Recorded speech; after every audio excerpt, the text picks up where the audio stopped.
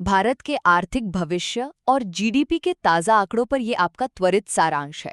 देखिए, दुनिया भर में मची आर्थिक उथल-पुथल के बीच हम एसबीआई रिसर्च की उस नई रिपोर्ट को डिकोड कर रहे हैं, जो बताती है कि अपनी अर्थव्यवस्था चट्टान की तरह क्यों टिकने वाली है। तो पहला बड़ा टेक अवे एसबीआई का वो अनुमान है जिसके मुताबिक फाइनेंशियल ईयर 2026-27 में भारत की जीडीपी ग्रोथ 6.6% रहेगी। ये कोई हवा हवाई बात नहीं है, क्योंकि पिछले साल की चौथी तिमाही में ग्रोथ शानदार 7.5% रही थी, जो बिल्कुल वैश्विक तूफानों के बीच एक मजबूत जहाज के बेखौफ आगे बढ़ने जैसा है। अब दूसरा पॉइंट हमें ये सोचने पर मजबूर करता है कि भाई, इस विकास का असली इंजन आखिर है क्या। सच कहूं तो ये ग्रोथ कोई तुक्का नहीं है, बल्कि इसके पीछे हमारी आर्थिक स्थिरता और लोगों की मजबूत घरेलू मांग है। मतलब, बाहरी दुनिया में चाहे जो हो रहा हो, हमारी अपनी जनता की जो खरीदारी है ना, वही हमारी अर्थव्यवस्था का सबसे बड़ा सुरक्षा कवच है।